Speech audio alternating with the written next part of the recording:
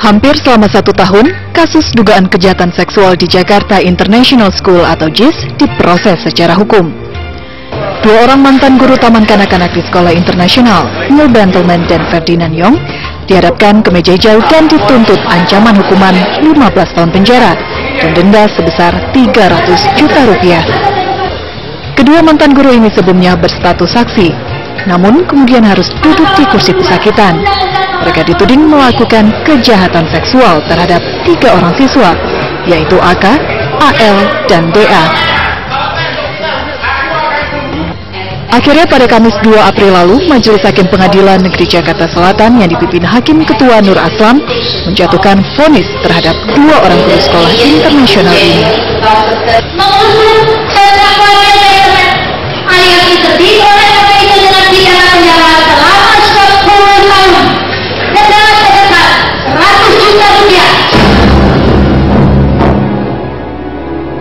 Vonis Majelis Hakim ini pun menuai protes tim kuasa hukum yang diketuai Hotman Paris Hutapea. Ini dia nih, dokter semua tanda tangan di sini. Hasilnya bersih. Ini tanda tangan dokter di Singapura ini. Jadi yang kita ajukan itu bukti ini tanda tangan Singapura ini. Yang nih, ahli bedah, ahli anestesi semua. Tapi ditolak persidangan ya Pak? Itulah karena dia salah yang tidak ajukan itu bukti, bukan putusan pengadilan. Dan pada tanggal 23 Desember, Ibu Dewi mengatakan di sini benar saya ke Singapura. Tadi juga psikolog kan ada kan mengatakan bahwa dia ke Singapura. Ya, sekarang jadi 125 juta dolar. Ini semua terkait dengan uang jutaan dolar. Neo pun dipastikan akan menempuh upaya banding sebagai bagian mencari keadilan. Today was a complete miscarriage of justice, and we will continue to fight until the truth comes out. So thank you. Kekecewaan juga diungkapkan istri terpidana Tracy Bentelman yang menuding Majelis Hakim mengabaikan fakta-fakta persidangan. He always has been, he always will be. The decision by this panel of judges is absolutely disgusting. It's appalling. To think that no one could look at the critical facts in this case and dismiss every single piece of evidence that the defense gave is an absolute miscarriage of justice. We have been more than cooperative in this situation, and my husband has been mistreated by the law. We will just go to the next level and hope that at the High Court, his innocence can be honored. Meski bagi keluarga korban, hukuman ini dapat disebut sebagai penjawab keadilan yang mereka cari selama ini, namun sejumlah pihak masih mempertanyakan vonis yang dijatuhkan Majelis Hakim. Mereka menuding banyak bukti dan kejanggalan yang muncul selama proses hukum berlangsung. Kasus kekerasan seksual di lingkungan sekolah internasional ini pertama kali terungkap setelah seorang wali murid melaporkan tindakan kekerasan seksual yang menimpa anak lelakinya. Selain 2 guru menjadi terdakwa, ada 4 pelaku lainnya yang merupakan petugas kebersihan sekolah dan telah divonis 8 serta 7 tahun penjara.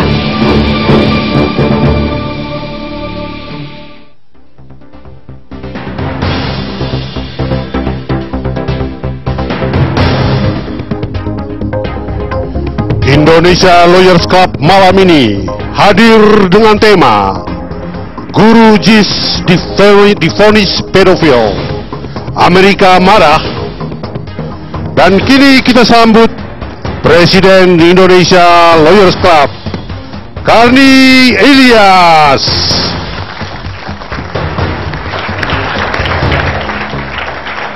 Pemirsa, kita bertemu kembali di Indonesia Lawyers Club. Di tengah banyaknya isu politik di tanah air, sampai kita bingung sendiri.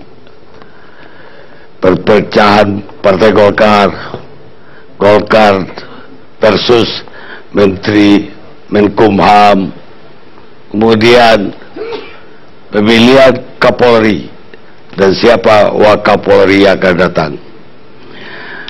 Di tengah masa-masa seperti itu, banyak peristiwa hukum yang tercecer dari perhatian publik. Salah satu diantaranya adalah vonis yang dijatuhkan terhadap dua guru Jakarta International School atau JIS yang divonis masing-masing 10 tahun penjara, menyusul vonis untuk satpam dari sekolah tersebut yang 2 orang divonis masing-masing 8 tahun. Menarik, kenapa? Karena begitu keras reaksi yang muncul akibat vonis ini. Banyak pihak mengatakan tidak ada sama sekali bukti yang bisa muncul di pengadilan bahwa terjadi pedofil atau katakanlah sodomi terhadap 4 anak taman kanak-kanak di sekolah itu, apalagi oleh gurunya. Bahkan oleh satpamnya pun dibantah bahwa ada bukti yang material yang terbukti di pengadilan. Dan terakhir, ternyata reaksi ini tidak hanya dari para terpidana atau tersangka, tapi juga dari ibu-ibu atau orang tua murid, anak-anak JIS yang lain, yang sama sekali tidak yakin bahwa dan tidak percaya bahwa peristiwa itu terjadi. Tapi yang bernuansa politik tentulah reaksi dari pemerintah Amerika. Dubes sendiri mengeluarkan press release dan bahkan mengatakan kekecewaannya dengan terbuka ke publik, dan kabarnya juga ada semacam protes dari Washington ke Jakarta. Saya mau konfirmasi terhadap ketua pengacaranya Otman Paris Hutapea tentang pernyataan itu. Tapi sebelumnya, sabar, kita dengarkan performa lebih dulu dari band Rockafellas. Jadi band ini kemungkinan putra putrinya Rockefeller, maka namanya Rockafellas. Malam ini mereka akan membawakan When the Children Cry. Silakan.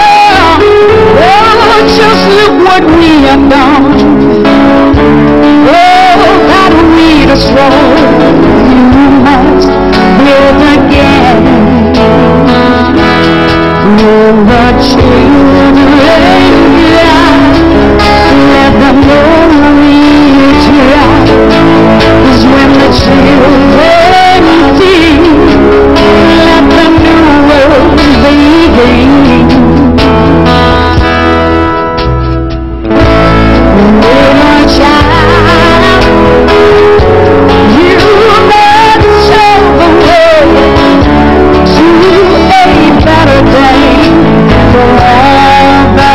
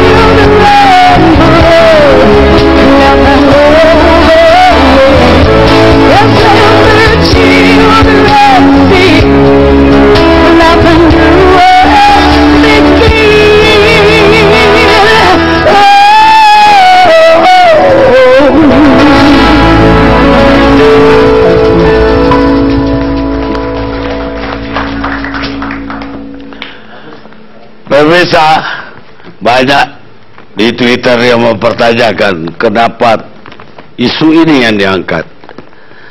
Perlu saya jelaskan bahwa kamilah yang mengangkat pertama kasus JIS ini di ILC, dan ketika tersebut sangat meyakinkan bahwa kejahatan tersebut telah terjadi. Tapi ketika vonis jatuh justru kami ragu, benarkah yang dulu kami kira sebuah kebenaran. Dalam masalah kebenaran dan keadilan tidak ada masalah kecil ataupun besar, karena semuanya menyangkut kesamaan perlakuan terhadap semua orang, atau yang selama ini kita kenal equality before the law. Einstein. Kita mulai dengan Otman Paris. Tapi Otman, saya hanya pernyataan dubes apa yang banyak sekali ada bahwa atau pihak Amerika ya, apa reaksinya? Kira-kira waktu saya 15 menit bisa? Karena termasuk. Oke, 10 menit. Oke. Selama saya 30 tahun menangani berbagai perkara di belahan dunia, inilah pertama kali ratusan koran seluruh dunia mengkritik, dan semua koran top dunia, Time Magazine, Wall Street Journal, Canadian, sampai ke Cina, Kamar Dagang Industri Amerika mengatakan does not make sense. Jadi ratusan Anda ini semua koran sampai Time semuanya itu satu. Di awal kasus ini, mungkin ini rahasia belum pernah terbongkar, SBY pernah memanggil seperti KTT non-blok, memanggil 3 duta besar, memanggil Kapolri, memanggil Menlu, memanggil Menko-Polhukam. Tapi seperti biasa waktu itu Pak SBY peragu, tidak berani ambil putusan. Oke, sekarang memanggil dalam kasus ini maksud Anda atau dalam soal lain? Dalam kasus ini. Oke. Karena waktu itu kan tidak ada sama sekali bukti, tidak pernah ditunjukkan bukti. Akhirnya 3 duta besar, Australia, Inggris, Amerika kirim surat ke protes. Akhirnya oleh SBY dikumpulkanlah di Deplu, Menlu, Menko-Polhukam, Kapolri yang sebelumnya Pak Sutarman, sama 3 duta besar diperintahkan untuk membahas ini. Tapi tidak ada solusi. Ditanya bukti, nggak ada. Jadi seperti KTT non-blok ini di awal-awal. Sekarang yang kedua, kita harus bedakan, ada 2 kasus. Itu yang ya. Kasus pertama itu adalah kasus cleaning service, yaitu pada Maret, April, Mei 6 cleaning service berpuluh-puluh BAP, tidak pernah disebutkan 2 guru JIS terlibat. Ya, si anak selalu mengatakan pelakunya adalah cleaning service. Coba bayangkan, kalau dia diperkosa gurunya, pasti dia ingat dong nama gurunya. Masa cleaning service yang kerja di toilet dia bisa ingat? Yang paling menyakitkan hati, inilah BAP yang kemudian dirubah. BAP tanggal 5 Mei 2014. Di sini si anak yang sekarang menjadi pelapor di kasus guru JIS, pada waktu kasus cleaning service, dia ditemani oleh psikolog, ibunya sama penyidik semuanya, bahkan bikin berita acara sumpah. Dia mengatakan di sini, tanda tangan penyidik semua, saya tidak pernah disodomi. Nih, biar seluruh dunia lihat. Saya hanya melihat teman saya disodomi cleaning service. Ini ditandatangani penyidik semua. Inilah anak ini kemudian berubah menjadi pelapor dalam kasus ini. Sesudah periode ini, ibu dari anak kedua ini oleh suaminya berkali-kali kirim surat ke JIS. Hati-hati terhadap istri saya. Istri saya itu waktu kecil korban pelecehan seksual. Jadi agak hati-hati. Dia terus-terusan akan terus meminta pertanggungjawaban. Oke. Akhirnya si ibunya pergi ke Singapura. Nah ini dia, pergi ke Singapura atas biaya sendiri, ya, pergi ke Singapura atas biaya sendiri, dibentuklah tim di Singapura.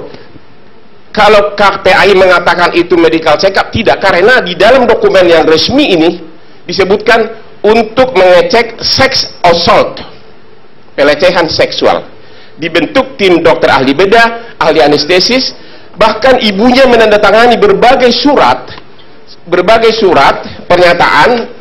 Ya, inilah hasil medical test di Singapura, dan anaknya dibius agar bisa diketahui karena anus itu kan nggak bisa dilihat dari luar, agar bisa di dalam. Akhirnya hasilnya adalah ini dalam bahasa Inggris, ya. Operation 1, examination under anesthesis and rectum was out. Ya, jadi penelitian anus dengan cara dibius untuk mengetahui rectum was out, artinya bagian dalam dari anus. Kemudian hasil kedua disebutkan caranya bivalve inserted to anus. Bivalve semacam alat yang besar seperti ini. Hasilnya aja prosesnya. Hasilnya disebutkan bersih, tidak ada robek apapun, tidak ada luka. Oke.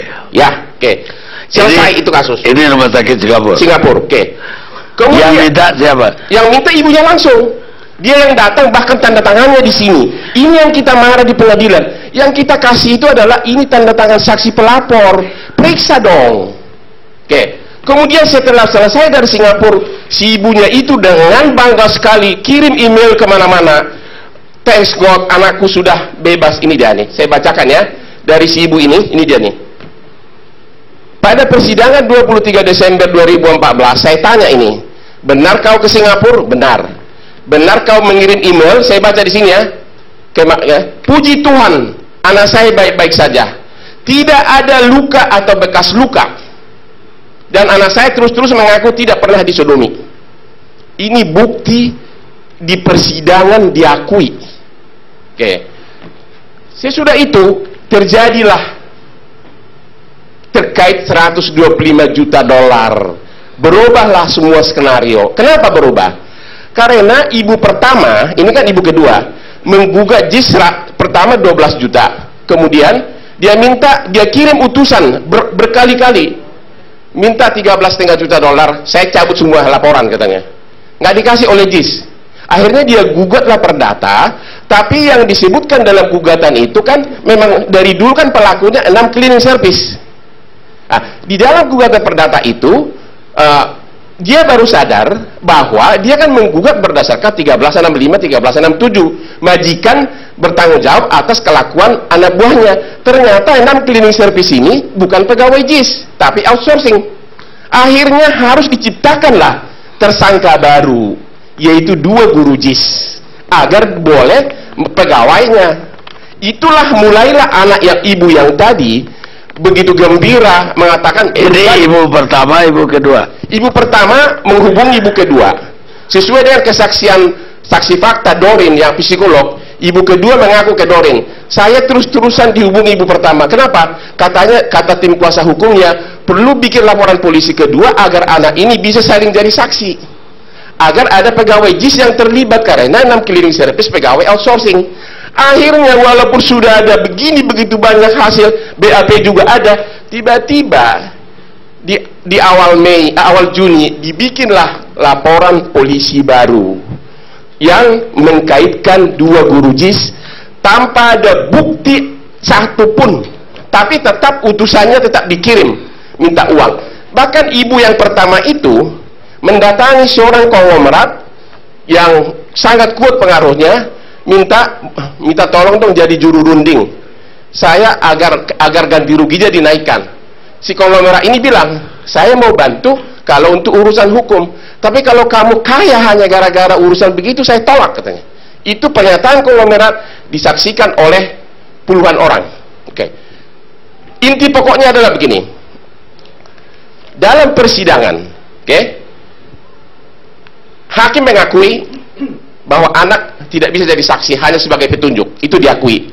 Yang sangat semuanya menabrak nilai-nilai hukum adalah satu, penyidik membawa saksi ahli naik tobing, bukan psikolog, bukan ahli bedah, hanya ahli seksiologi, bagaimana cara bermain seks yang enak.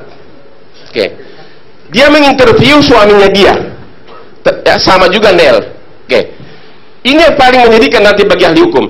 Dari hasil, dia punya hasil, kesimpulannya begini, bahwa ibu ini sama suaminya hubungan seksnya terlalu indah di rumah, sangat sempurna, sangat bahagia. Oleh hakim ditafsirkan, berarti kalau terlalu sempurna curiga dong, katanya, sehingga dianggap jadi gay. Itu sumpah demi Tuhan, ini saksi nih. Itu keputusannya, makanya itu hakim ketua harus diadili. Yang kedua, Sinel, yaitu disebutkan hanya melakukan hubungan seks 1 kali seminggu, ya kan? Ya, bagaimana di ruangan ini? Mungkin ada yang sekali setahun. Enggak. Kenapa larinya ke situ? Nah, kan kaitannya nanti. Kaitannya saja kan urusan pelecehan anak. Kaitannya putusan itu disebutkan, itulah salah satu bukti bahwa si pelaku ini adalah gay karena kurang seks di rumah. Itu dia, karena itu dipakai. Jadi tanpa bukti sama sekali, tapi murni hasil dari si naik tobing. Bukti kedua adalah disebutkan begini, sesuai dengan keterangan psikolog, bahwa si anak dibawa ke suatu ruangan untuk disodomi. Anda tolong kata-katanya ada yang disensor karena kita di depan seluruh rakyat Indonesia. Jadi si psikolog itu kan, dia kan saksi ahli, bukan saksi fakta. Jadi bagaimana disebutkan sesuai keterangan saksi dari psikolog bahwa anak dibawa ke suatu ruangan untuk disodomi. Kalau disebutkan bahwa psikolog melihat ada perubahan mental, itu bisa diakui. Itu salah satu pertimbangannya. Yang paling satu lagi adalah alasan memberatkan adalah Duta Besar Inggris di hadapan mata saya sendiri datang berkunjung hanya untuk mengamati persidangan. Sama seperti menteri kita atau pejabat kita ke Malaysia kalau warga kita diadili. Dia tidak minta apa-apa, hanya berkunjung dan dapat izin dari surat ketua pengadilan. Dari ketua pengadilan negeri ada izin resmi. Tapi di hari sidang berikutnya tidak diizinkan oleh ketua majelis. Tetapi dalam putusan itu dipakai sebagai alasan juga. Kehadiran duta besar di pengadilan adalah menunjukkan bahwa ada bukti petunjuk terjadi sodomi. Itu dalam bagian dari putusan. Satu lagi adalah dalam BAP disebutkan bahwa si anak pada waktu disodomi mengaku disodomi, si pelakunya memakai kondom warna merah merek Fiesta. Ini bahasa siapa? Bahasa anak atau bahasa penyidik? Ya. Kemudian setelah visum dari Singapura itu dia tidak bisa pakai, padahal dia perlu visum, maka mulailah mencari dokter di Indonesia yang bisa memberikan visum yang kira-kira ada ciri sodomi. Pergilah ke salah satu rumah sakit Pondok Indah. Di rumah sakit Pondok Indah, dia hanya pergi ke UGD. Kurang dari 2 jam di sana, selesai. Seminggu kemudian dia minta surat visum. Tiba-tiba disebutkan sudah ada ciri-ciri luka, padahal tidak pernah dianuskopi, tidak pernah dibius. Kemudian juga ke rumah sakit Polri. Ke rumah sakit Polri, si dokter waktu kita tes di pengadilan, si dokter Jefferson kita tanya, apakah anuskopi dilakukan dengan cara dibius? Dia mengaku, di awalnya kita coba anuskopi, tapi tidak berhasil, anaknya menangis. Akhirnya dihentikan. Jadi kalau memang dihentikan, bagaimana visum mengatakan bahwa ada luka di dalam anus? Yang sangat juga kelewatan adalah hasil dari Singapura itu, pengadilan Singapura mengeluarkan court order, High Court of Singapore, kepada rumah sakitnya, kasih itu semua medical report katanya. Ya, jadi yang kita pakai di sini bukan putusan pengadilannya, tapi medical reportnya. Dan di dalam medical report itu, seluruh tanda tangan ibunya ada. Bahwa memang dia benar datang, dia menandatangan semua itu. Kesimpulannya ada apa ini? Kesimpulannya adalah bahwa yang paling berperan di sini membuat putusan rekayasa ini adalah yang menabrak semua norma hukum tanpa bukti adalah ibu ketua majelisnya. Baik dari awal karena begini Pak Karni, saya coba sebentar lagi. Putusan perkara perdata yang 125 juta dolar itu ya sudah berjalan. Agar putusan ini bisa dipakai, kita dikebut untuk sidang. Bayangkan kita pengacara 5 hanya boleh bertanya 2 jam, padahal di KUHP nggak boleh dibatasi. Sedangkan yang kita mau harus periksa itu ada 7 visum. Karena putusan sekarang ini perdata aja udah putus. Belum, karena mereka sengaja delay menunggu putusan ini, menunggu putusan pidana agar bisa jadi bukti di perkara perdata. Jadi pada waktu persidangan mau putusan perdatanya perkara pidana sengaja diundur-undur, nggak datang kuasanya. Karena apa? Satu-satunya pegawai JIS yang disebut terlibat kan hanya di perkara ini, sedangkan cleaning service kan pegawai ISS. Oke, tapi Anda udah ngabisin 15 menit. Pertanyaan saya Anda belum jawab. Apa pernyataan dari Dubes Amerika? Pernyataan dari duta besar. Ya, itu terpaksa karena waktunya udah habis, terpaksa ya, nanti.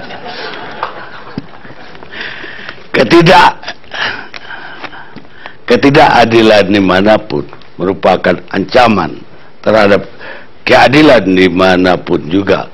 Martin Luther King. Kita rehat sejenak.